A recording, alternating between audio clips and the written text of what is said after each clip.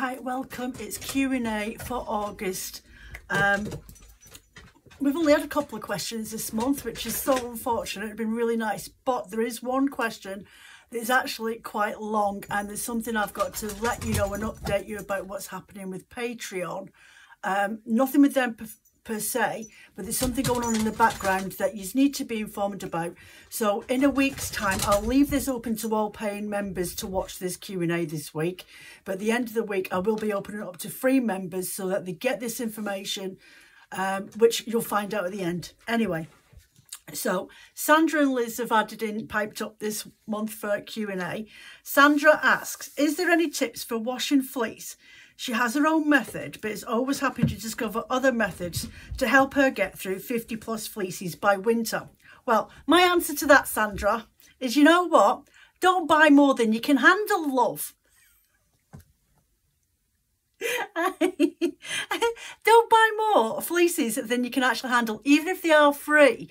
Sometimes it seems like such a brilliant idea. You're getting fleeces because you know farmers and you're getting them, they look really great quality, and you get them and you end up with 50 to 100 in a shed, and you're like, right, okay, I've only got 40 more days of dry weather. And with us both living in the north, you in the north, the other side of the border where you need a passport control to get through, and my side of the border where we're all free and easy, it's really hard. Because you can't predict the weather, especially this year. I think we've had about, what month are we in now? We're in the 8th month, aren't we? So I would easily say we've had 6.5 months of rain this year. It feels like winter has never really gone away. So my thoughts on this, because this is how I do it anyway. If I want to get through a fleece, especially this time of the year when the weather is so unpredictable, plus I'm lucky I have got a coal burning, wood burning stove downstairs. Don't worry folks, it's environment friendly. My chimney gets swept out every year. But it's a ecologically friendly, smoke-free coal that I burn. And sometimes we get the coffee blocks, the recycled coffee blocks. So we don't let anything smoke out into the atmosphere. Where we live is actually a smoke zone, so it's okay. But the way the government's going at the moment, they're trying to put a ban on wood burners. It's because they want our money, that's what it is. They won't let us be in control of it. So anyway, I dry my wools in the winter months, especially if I'm going to be doing it, in front of my fire on a clothes horse or somewhere in the room where I know it'll dry overnight. Now, I do small batches. If I've got a 3 kilo fleece, I will not wash that in one go. Firstly, I don't have a bath big enough. I have a walk-in shower because I'm a fibro. I can't step in and out of bath, so we haven't got a bath in our house. I've only got my big Belfast sink downstairs. So for me, dyeing up a few, like say 500 grams to a kilo is maximum the amount that I will wash in one day, unless I can guarantee 2 days of sunshine and temperatures. Which at the moment is you couldn't put a bet on it. Honestly, I would have more chance of winning $1 million on the Grand National than I ever predicting the weather. So small batches, Sandra, is my advice. Do a couple 100 grams or whatever every day, and then dry it, especially if the weather's horrible at home and you can't get outside. Get a air drying sack that you can get online. It looks like it's like a extending laundry thing that you can hang up on a hook, and lots of people use them. I've never been able to find one, so I can't say yay or nay whether it works, but a lot of people swear by them. And you want to put it in an area that's going to be well ventilated and well aerated, so that it'll actually dry the fibres, and that's what it does. It sort of stacks them with gaps in between so the air can fluff around. Personally, I just hang mines on a large clothes horse out in the back garden or in the house, and then I can get through that fleece in a week. But yeah, my advice is don't be so greedy and buy them all. Bring them to me. Otherwise, if you've got so many, just make sure they're stored properly. Get yourself some proper 100% cotton pillowcases, because that's how they used to be transported around the country in the first place anyway.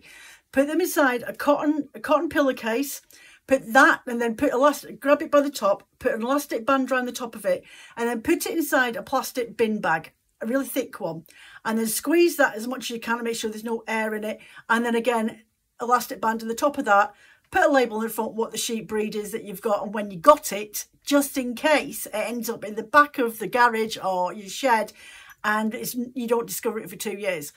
To be fair, I have got fleeces in there in my cupboard that have been in there for nearly 3 years, and they still haven't come out of the box because I've not had a chance to get at them. I really need to, and I will have to soon. But when I do that, I will do a video to show you what condition they're in when I pull them out. The lanolin that's in your sheep fleece is a really good deterrent to beasties and bugs and everything anyway. It may take you a little bit longer because maybe the moisture, but if it's been bagged up properly, the moisture should stay in there because the air's not got to it. So it shouldn't be a problem for storage if you make sure it's fully compressed of air. Alternatively, you've got your Suinet process, and if you've got an old bin that's never, like, you've had new bins updated, you know, the big family bins, your wheelie bins, you could use one of those because you need something that doesn't let any light in or anything like that, and that way you can process a couple of fleeces at a time. But on the downside, it stinks to high heaven. I've tried it a couple of times and I really don't like the process at all. It is a very old traditional way of processing fleeces to do the Suinet cold water method. Leave it in a box outside or a black bin. You can buy black bins on an online site online. We'll not mention the name of it, but it begins with an A. Is where I've bought mine from before. They look like old-fashioned dustbins, what we used to get in the UK before they brought the wheelie bins out. And they've got the lid that you put on the top of it and you can clip it up as well. And I'll have them out in the backyard. One of them at the moment's been used as a recycling seaweed trough for my garden, because that's how much I was discouraged from doing the cold water method, the Suinet method. You could, if you've got a large stainless steel stock pot, about 25-50 litres, one of those big industrial ones, you can use one of those and fill it up quite high, probably about 3/4, add in a couple 100 grams of fleece, and then turn it up and let that do its method. And then when you get to a point where you're on a very low simmer, because you really want to have it the water quite hot, the hotter the hand hot to the point you're like, ouch, that's hot. That's how hot you want it to help remove the lanolin from the fleece. But yeah, there really isn't any other quicker way. If anybody's got any hints or tips for Sandra or for anyone else that watches these Q&As later down the line, put your comments down below if you've got a method that is really quick to do. Invest in a spin dryer as well, Sandra or everybody else. I've got one of those. That cuts down my drying time so much quicker. Once it comes out the sink, I give it a really good squish to try and get as much liquid out as I can from either my wool locks or a fleece or from my rovings. And then I've got this little spin dryer. It's called a White Knight. I think you can get for about 150 quid. You might be lucky to find one online second-hand. And you literally just put your fleeces inside, you stick the rubber disc on the top of it, close the lid down, switch it on, make sure you've got a pot underneath, because honestly I've done that once or twice. Put a pot underneath where the water comes out, right? There's a little flute nozzle at the bottom of it on the outside of the drum, and then the excess water comes out. And honestly, I can have a fleece dried in a couple of hours time out in the back garden, even on a really rubbish day, because it's practically dry by the time it comes out. There you go. Hope that helps. Right, so Liz, bless her little heart. On my live chat the other week there, I was just doing, over on YouTube, I was just doing a dye demo. It wasn't even a proper dye demo. I was just dyeing up wools for going to Perth in a couple of weeks' time. And she said there on the thing, she asked me a question. I says, Liz, you should know the answer to this. We covered this on Patreon, and there are videos. You just need to go back. I have got them in categories. So you've got January's, you've got February's, March and everything else. So you can go and find Q&As from previous thingies. But she said, a refresher on dyes that use citric acid. Okay, so I've actually gone a little bit mental because she mentioned RIT dyes. And RIT dyes don't use citric acid. But I have looked up some information. Okay, so you have got, off the top of my head, Jacquard dyes, Jacquard, and you can buy them in the UK. I've sorted out, I've got it all covered. Buy them in the UK, you can buy them over in the United States, and you can buy them in Europe as well. I have wrote down, I went onto the Jacquard website and looked for companies online where they say that they supply them. Now, it could be tie-dyed, which like Jacquard dyes, which is your Procreon dye, and we'll get to that in a minute. Okay, so you've got Jacquard dyes, you've got Ashford dyes, you've got Dharma dyes, you've got landscape dyes, you've got Wankaweaver does some dyes. You've got, what was the other name? Hold on a second, let me just look. You've got Uralana dyes, and you've got Ashford dyes, you've got Fibercraft dyes, and I think that's about as far as I got. Gaywill dyes as well. You can get them from Gaywill's, G-A-Y-E Will acid dyes from the Threshing Barn. Okay, so there we go. So acid dyes. I'm going to go through the technology of the directions for you so you can add it to your notes. Acid dyes are used for wool, silk, mohair, angora, alpaca, cashmere, probably camel and yak. You need animal-based fibres. Iona, can we not see that in the background? I do apologise to my daughter. Being very rude in the background. Okay, so, and these animal-based fibres are used with an acid dye, but don't worry, it's not acid, it's just the agents that you add to it to fix the dyes or mordant the dyes to your fibre with the dye pigment. So you can use citric acid, which you can buy online. I used to get it from Wilkinson's, but I can't get a hold of that anymore because obviously Wilkinson's closed down. I haven't seen it in any of the supermarkets, neither. Not recently anyway. So I buy mine and I buy a kilo for about £5-6 quid. So much more cheaper. It did fluctuate. It went up in price for a little while. It was nearly 16-19 quid over COVID for a kilo, which was like, and that's when I found that Wilkinson's sold it, so I was buying it from there instead, which is a hell of a lot cheaper in my budget. Which is something you guys don't realise, that my supplies sometimes fluctuate in price, but I don't amend for that in my pricing. I just sort of carry it on and just wing through it. Yeah, so citric acid. So you've got citric acid, which you can buy, which is food grade safe. You can use it in bath bombs. Or white vinegar you want to use as well. I have used lemons, because that's all citric acid is. So your lemon juice, not the artificial stuff, but the real lemon juice bottles. So right, for 1 gram of dye pigment, you would use on 100 grams of fibre, okay, 100 gram roving or 100 grams of silk, okay, or 100 grams of dye pigment to 1 kilo of fibre is how much you're going to get. Now, that is if you want a really strong dye colour that you're getting from, you think, that you want, like the actual colour is really dark, say like that fuchsia pink, okay, that's the colour of your dye, that's what it is at 100 grams, or the 1 gram to 100 grams of fibre. 1 gram of dye pigment in this colour to 100 grams of fibre, wool or whatever, then that's the colour you're going to get. Now you can use 0.25 of that 1 gram and add that to 100 grams. You're going to get a really light shade of that, okay? So it's subjective. It all depends on what shade you're wanting, whether you want it really, really bold or if you want it lighter. But that just gives you a round figure.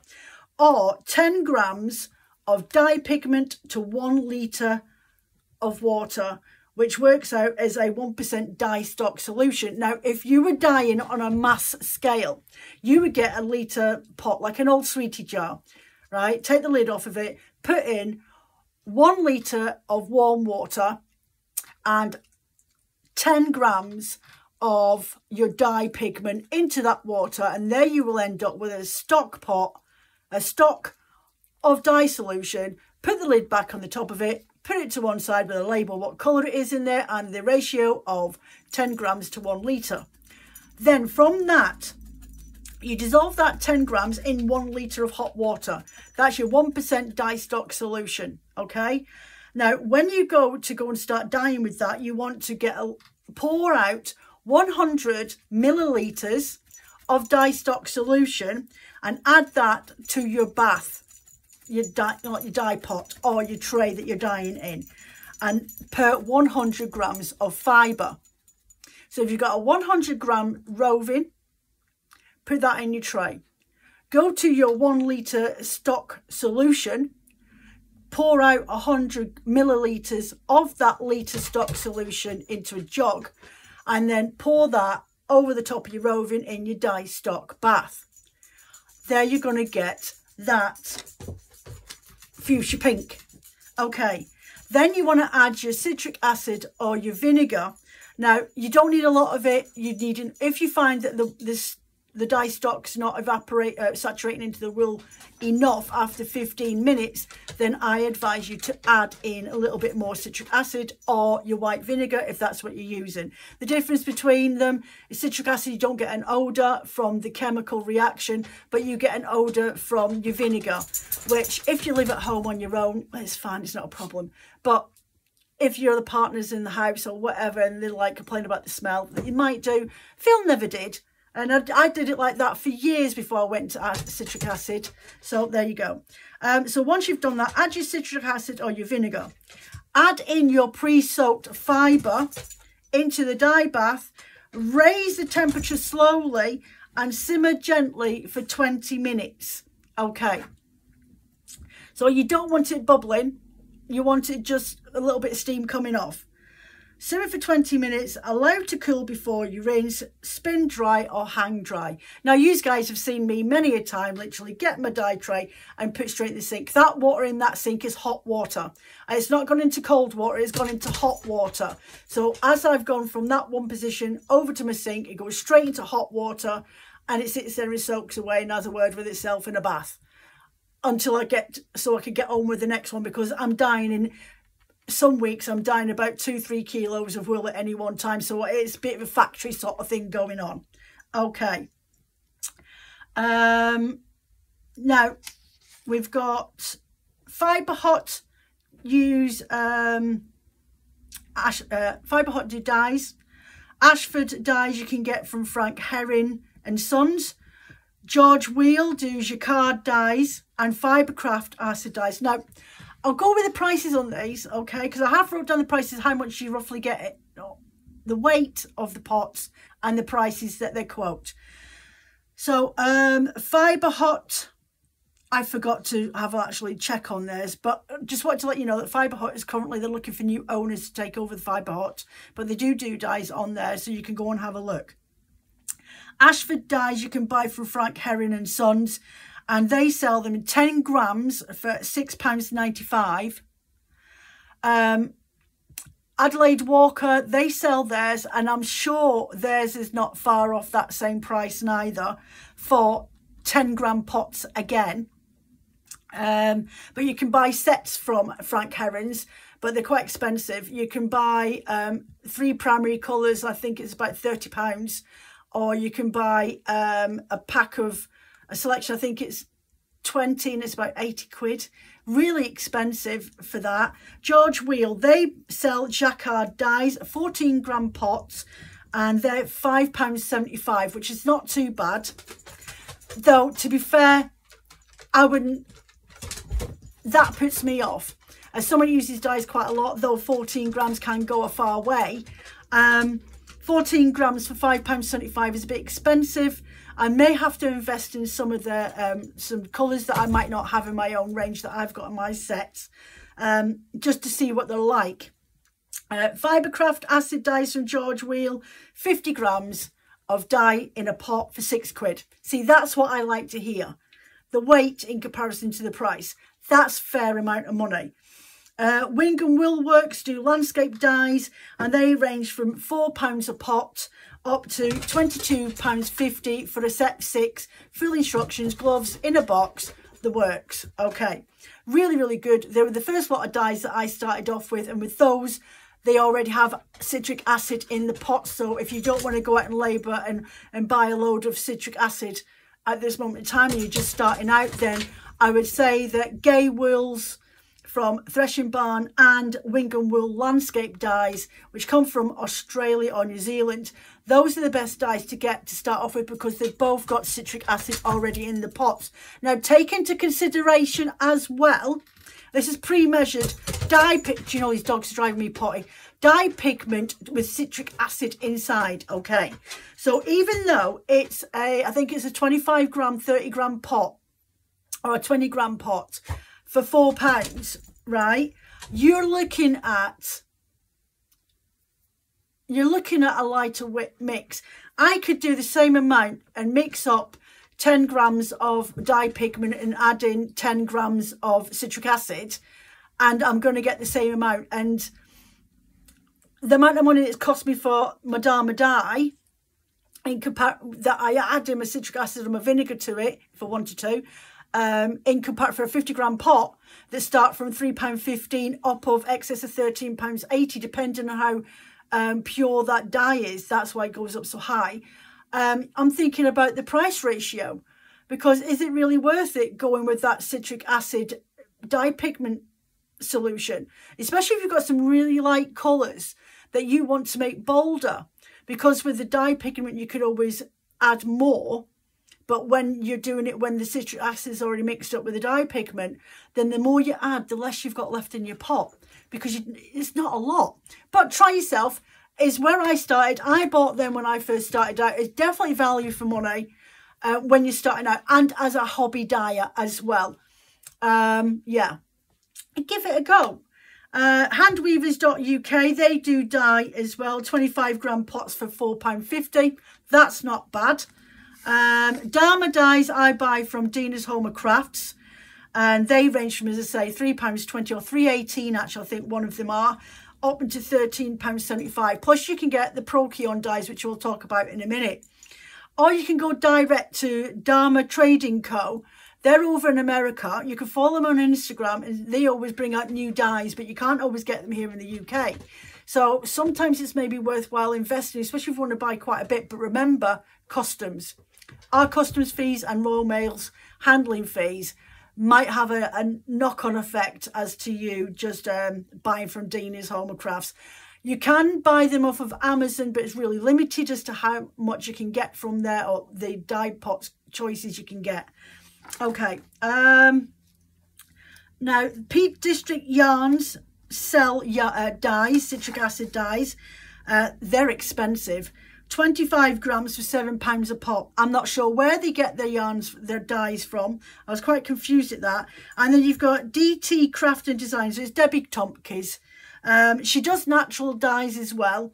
But you can buy dyes from her from £2.90 up to £12.50. And she does dye pots in 10 grams, 25 grams and 100 gram dye pots, depending on how much you want, especially if you're doing workshops. Okay, so next we're going to go on to Procyon dyes. Okay, now you've got Jacquard dyes, you've got Dharma dyes. There are other companies out there called Kaleidoscope Dye, but I couldn't find them online. And there's another one, but I can't think of that. I couldn't find anybody else. I could only find wool shops on my search. Jacquard and Dharma dyes do cold water dyes, and then you've got RIT dyes, which I'll get onto that in a minute. Okay, now Jacquard dyes do a dye called iDye. Okay, and I found iDyes on where did I find those? Jacquard dyes iDye. It was Crafty Arts. Is it Crafty Arts? Or is it George Wheel? It might have been George Wheel's website. No, it was Frank Herrings and Sons. They do iDye on their website. But if you go looking for Jacquard dye on a search engine, you can find this information here. Okay, and it gives you a list of different companies. Now, I wrote down a few that I can find that are online suppliers. Okay, so in Australia, I found the Art Store, Arts and Crafts Supplies Online Australia, Over the Rainbow Pty Limited, the Thread Studio, and the Whimsical Bead. All those companies, apparently, according to Jacquard, when you look for online retailers, say that they do it. Now, I did notice that some of them just said tie-dye, but that's all right if you want to dye cotton and linens and stuff like that. Now, we're talking about the Procyon dyes on that part. Then these are all for Jacquard dyes, okay? In Canada, you've got Classic Hobbies, Country Lane, Ever After, Glitter and Ink, Orkanji Dye Works, and Scrapbook Central. Denmark, Disc Tree and Lit Bridgeby, okay, or Bridgie. Germany, you've got Das Wohlstaff and Edition Argumentum. In Ireland, you've got Blots Pens, the Arts Material Company.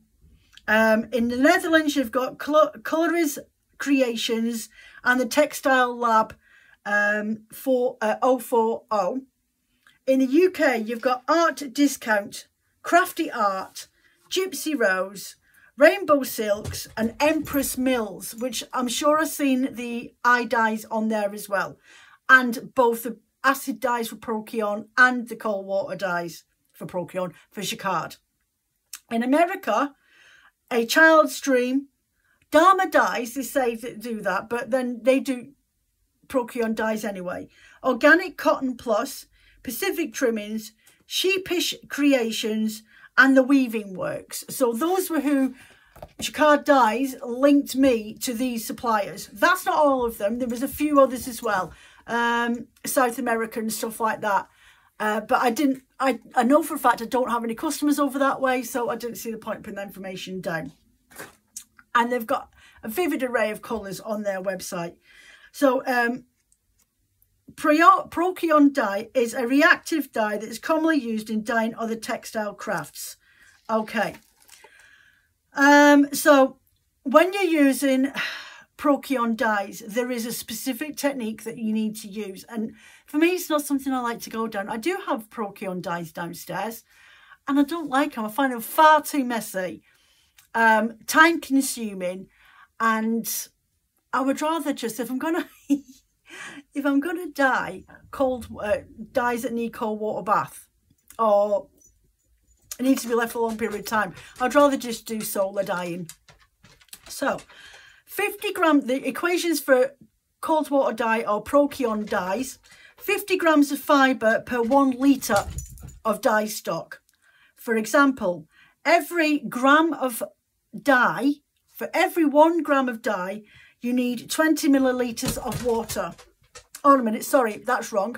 For every 1 gram of fabric, you need 20 millilitres of water. So you need to weigh your fabric and then work out, times it by 20 grams to get your amount of water literage that you need to add your dye stock solution to. Okay, so you need to firstly weigh your fabric and wash it through thoroughly with soapy water, no fabric conditioner, and rinse and leave damp.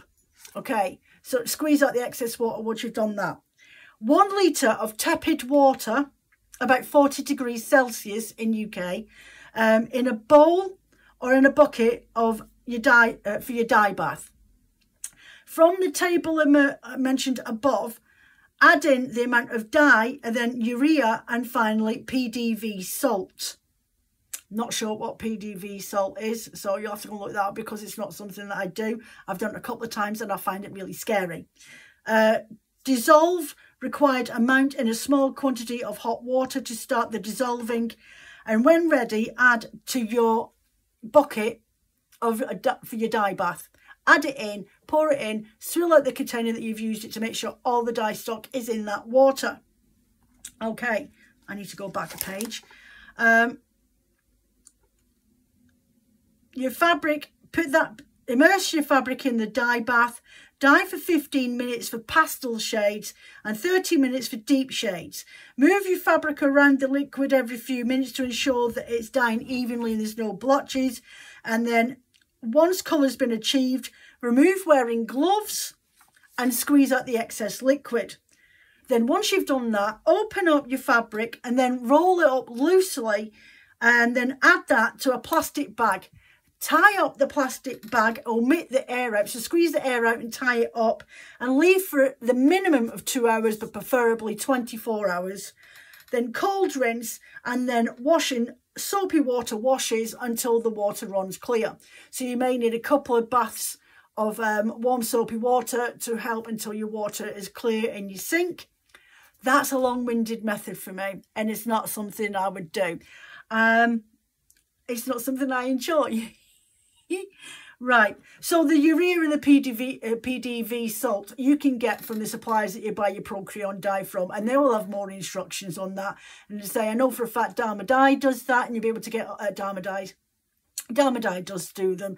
And if you go to Dina's Home and Crafts, or go onto Debbie Tomke's website, DT Crafts and Designs, you'll be able to get all the supplies that you need, the PDF salt, the PDV salt and the urea, UREA, to use that you need for doing your dye, your cold water dye baths. Now, RIT dyes is not something I may have used years and years ago in my 20s to dye a pair of black jeans that had gone faded. But it's not something that I use. So I have looked up the information for you, for anyone that may be interested in trying it. Now, you can go, I did have a look to find out where you can buy RIT dyes. If you just go online and do a search for where can I buy RIT dyes in the UK, R-I-T, I did find a couple of stores. You've got the RIT store, which they're now shipping to the UK. So you can go ritdye, all one word, .uk and find them there. You can buy RIT dyes on Amazon. Okay, Fred Aldous Limited, Hobbycraft, The Range, McCulloch and Wallace, Dunelm, and the Dye Shop UK, co.uk. So those are a couple of companies that I found. I know you can buy them in the supermarket sometimes as well, but I haven't seen them in supermarkets for years. So you might be lucky, especially if you live in a big city where they have lots of things in your supermarkets. We don't tend to have that the further north you go. Okay, so this is a bit of a longer process with the RIT dyes, in the sense of it's probably quicker than the cold water Procreon dyes, and it's more versatile. So it might be something I might actually give it a go, especially with plant-based fibres in the future. Now, you want to, they've got different types of RIT dyes, okay? They've got one for synthetics, and they've got one that's called an all-purpose RIT dye, and you can use it on natural cotton, linen, silk, cashmere and wool, also rayon and nylon. If your garment has more than 35% of synthetic material such as polyester, acrylic or acetate, you need to use the RIT Dye More synthetic fibre dye. Okay, so the one you want to use, if you want to wash a jumper or dye or do over a jumper that's got wool in it, maybe it's a 70% ratio with acrylic in it or whatever, or if you want to dye actual rovings, then you can do, but you need the all-purpose RIT dye. Now it goes on to say that RIT Dye More synthetic fibre, but also jacquard do a dye exactly the same and use the exact same method, and that's the I dye.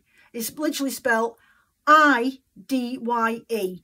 And that, as I say, was with the company. Where was that? Let me just find it in my notes. That mill. What was that mill called? I had it written. Oh, it's back here. No, it wasn't McCulloch and Wallace. I'd just seen it. I'd just seen the name of it. Hold on a minute. Dharma Dyes, Hand Weavers. Oh, I just had the name of that place. It was that. Oh, do you know, that's so annoying. Something Mills. I'm sure I just said it. Oh, isn't it always the same? Isn't it always the same? You can never find it when you know for a fact you swear you've just said it. Ah, there it is. It's over here. Empress Mills.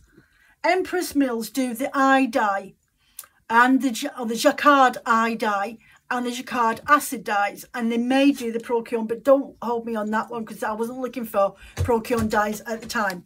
Right, got that. Empress Mills for eye dye and Jacquard dyes, which eye dye is Jacquard dye anyway, but if you want the wool dyes, you can get that.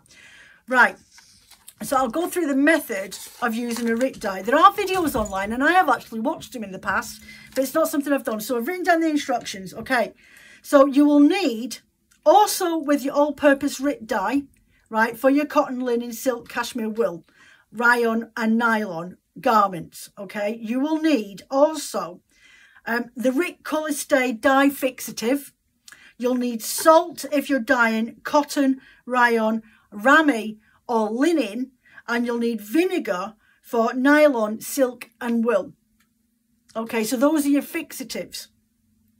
So you want to pre-wash your item in soapy water. There's no fabric conditioner in there at all, okay? Because you want to take out any chemicals that could be in the wool. You would just want to give it a normal wash. All right. Wear rubber gloves for protection. And wherever you're working, unless it's, if you're doing it in a plastic tub with a hot water topped up, then make sure you've got a plastic cover, a sheeting or whatever underneath it, okay? Fill a plastic bucket or a stainless steel pot. That's the way you want to go. Enough room to swirl the fabric. So you just really want to do one item at a time, okay? It says for 11.5 litres of water for every half a kilo of fabric. The water temperature wants to be an ideal. It's 60 degrees water. And then you want to use that to add to your water bath. Or if you're using a plastic tub, heat up your water to about 60, 65, 70 degrees and pour that in there, because by the time you get to working with it, it will cool down a bit. To enhance your colour, use 240 millilitres of salt and or vinegar. Add 5 millilitres of dish liquid to help promote level dyeing. If using a powder RIT dye, dissolve completely in 470 millilitres of hot water in a jug. Okay, very hot water it says, to help dissolve it. Add that to your dye bath, okay, and stir in well. Even use the little jug there with the 470 mils of dye stock that you've just made up. Dunk that in and out to make sure it's completely rinsed clean inside that dye bath. And then stir it really, really well. Get a piece of kitchen paper towel, dip it into the water to see if you've got the right strength that you're looking for. Add more if needed.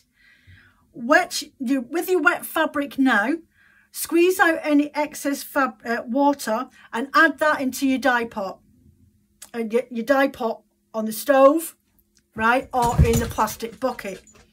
Stir continuously for 10 minutes to ensure an even colour and that it's not going to be blotchy. This item can stay in there for 10 minutes to an hour, but you need to continuously stir it. The longer it stays in the dye, in that hot water, 60 degrees, the stronger the colour is going to get. Now, you might have a couple of garments that you want to add in, so you can take it out after 10-20 minutes, depending if you've got the colour that you're looking for. Take it out and then add in your next garment that you want to dye in that colourway, if there is something you want to do. Nylons, it says here that nylons tend to dye quickly and darker than other fibres, so it needs less time in there to dye. So you're probably talking about 5, 10, 15, 20 minutes, depending on the strength of the dye that you want on there. But it does say that it dyes really, really quickly. And I can attest to that when I'd use acid dyes, okay? When you have the desired colour, remove from the dye bath the fabric. Now, it'll look dark, but it will dry a slightly lighter shade. To enhance the colour, once you've done that, and to reduce any bleeding, use the Colour Stay dye fixative immediately after dyeing and before you wash it. Follow the instructions on the packet, okay? Then once you've done that, you want to then rinse in cold water until the water runs clear, and then wash again in warm water with a mild detergent, rinse and dry. Okay, so there we go. Right, now I'm going to get onto some bits of information about Patreon. Now, I got a newsletter from Patreon, as obviously I'm a content creator, beginning of last week, or at the weekend, and I actually go and look up the information and go find out what the heck was going on, because I couldn't make sense of what they were saying in the newsletter. So I ended up going on YouTube and finding a Patreon, one of the Patreon organisers. He's got his own video channel on there. And he explained it in layman's talk. What's happening is, you know, when you come on and access the Patreon and come and watch me, and you on the iPhone, you download an app, as you do if you're on Android or whatever, okay? Now, the Apple App Store have contacted Patreon and threatened them with kicking them off the App Store if they do not adhere to these new terms that they are enforcing on the Patreon app. And I'll tell you how to avoid this in a minute. What's happening is, when you, as of November of this year, the Apple App Store, when you download the Patreon app onto your iPhone or onto your tablet, they will be charging Patreon content creators a 30% fee on top of the payment. So what that really means is, if I'm asking members for a £3 contribution to become a member to my channel, with the money, that 8% that Patreon take me for as a fee, which is fine, and then that money goes through to my PayPal, which they take off their 10%. And then with whatever's left over, Apple will be taking 30% of what's left over, which leaves me the equivalent of about 18 pence from that £3. It's not funny, is it? So this is happening with everybody, and they have told Patreon that if they do not make these changes and change the way that they've got the payment methods in the background and adhere to iPhone, Apple Store's new payment method, then they will kick them off the App Store, which means that you won't be able to get the app on iPhone. But there is a way around it. There always is, isn't there? Now, if you've got an Android, this is only happening with the iPhone on the Apple Store, okay? The iPhone and the iPad, when you download the app. There's a way to get around it. If you've got an Android phone or an Android tablet, you won't get charged any extra by downloading it from the Play Store, okay? From Google Play Store. Or if you've got a Microsoft phone, I think they're around. When you download anything from there, you don't get charged for that if it's a free application. But you will find, I'll tell you this one in a minute. So the way to avoid it, to stop me being persecuted, really, as a content creators that are getting persecuted, is 30% off our money, off of our income that's been taken away. So we're already having 8% taken off as our fee from Patreon. It's not a problem. We all understand. It's fine. Some Patreon content creators pay 11% fee, depending on what they want out of it, okay? Right, so the only way you can get out of it is by not downloading the app on your Apple, from the Apple Store, and go directly via the search engine, whether you use Safari, Firefox, Yahoo, Google, and go directly to Patreon and access the membership from there. Okay, that's how I used to do it. I didn't know that you could get the app anyway. Now, this is only happening to new members from November. My current members, the ones that use the iPhone, the App Store now, the Apple App Store now, that have the app on their phone now, they will not see a change apparently. They can't do anything about those members, but they can only do it with new members that download the Patreon app from the Apple Store from November onwards. Now, Patreon have found a loophole, a way for us to get around this. So, as I say, if you've got an Android phone, an Android tablet, then and you can download the app via there, you won't get charged any difference. I won't get charged 30% on my members fees. Okay, I'll just get my normal charges. You can access Patreon from going online on search engines and avoid the Apple App Store completely. You can do it via your phone as well. Just avoid downloading the App Store. Go onto Google and search for Patreon and sign in from your account via the search engine. And that way I'm not getting charged 30%, which is outrageous. So to put that into money terms, 30% of £1 is 30 pence. Plus 8% of that 70 pence, well, it'll be the full amount. So I'm still getting numerous charges from different people, plus 30% of my money going to the App Store. So stealing from a content creator, it's like Etsy all over again. So I'm not happy about it. So I will be giving you notifications and reminding you, any new members that are on here free and you want to join in as a paid member, which you'll get a lot more videos. There's loads of stuff banked up. I don't release onto YouTube for months and months afterwards, at least 6 months usually, before I upload it for the access to YouTube. Some of them don't make it to YouTube at all. So you have up until from now until the end of October to download the app if you've only got an iPhone, the Patreon app onto your iPhone, so that I will not incur any charges. Now, to override this, Patreon have now set up a system whereas anyone that after November downloads the Patreon app via the Apple App Store, I'll be automatically, that 30% fee will be added to my members fee. So you will be getting charged the 30%, is what Patreon are doing to help us keep our income, because it is an income to us. It's only a small income, but it is an income after all. So to avoid you being charged an extra 30% on top of your members fee, then you want to avoid downloading that and come straight over to Android or onto a search engine and log into Patreon via that way. It's the only way you're going to avoid being surcharged an extra 30% on top of your fee. Because it's disgusting what's happening. There's all these big corporations out there that think they can just take from the little person when they're not doing anything but sitting on their backsides demanding more money in their shares. And that's precisely what is happening with Apple.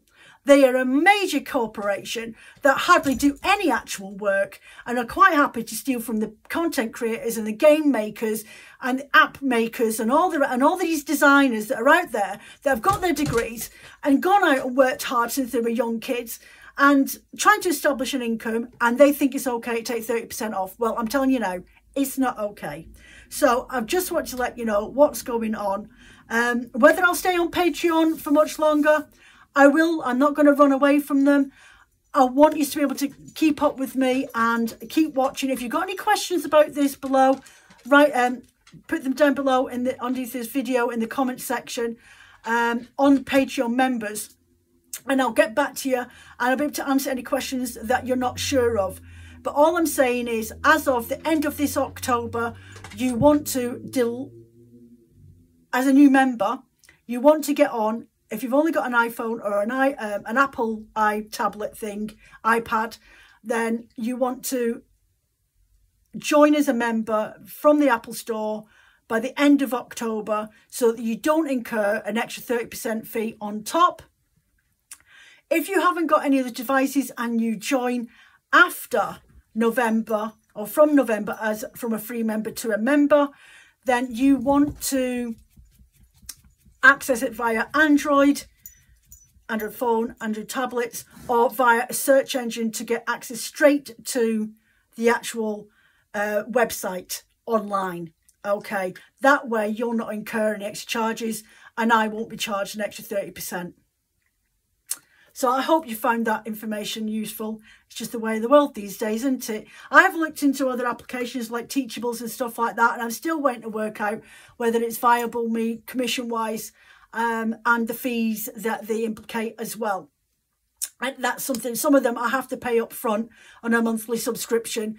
and then the members build up. I quite like this platform. I like the way it's run and the way that it's done. And I need to look into as well if I can do online live chats via Patreon, which is something I'd like to do, and not involve the YouTube side of things. So it's just something for you guys, members, and me, maybe once a month. But I'm looking into that to see if we can do something. Anyway, hope you found this video useful. Sorry it's a little bit late. I was at the doctor's yesterday. I had heart monitoring and blood checks to do because I've got severe hypertension. My resting heart rate is 160/81. I was asked if I had medication and what I was on. I'm like, nobody's ever given me anything. I'm quite aware for the last 10 years I've got hypertension, but nobody cares. Right, so that's it. I'm off. If you want to come over and join me on Wednesday, tomorrow, for live chat over on YouTube, I'll be over there. It'll be the last one until I come back from Perth at the Scottish Yarn Festival, as you all know. And I'll just give you quick notes up. Tomorrow's the last day if you want to bag any of the rovings that are on the website. They'll all be coming off the website as of tomorrow afternoon. So if there's anything on there that you've had your eye on, grab it now while you can, because I will be removing them because I need them for stock for Perth.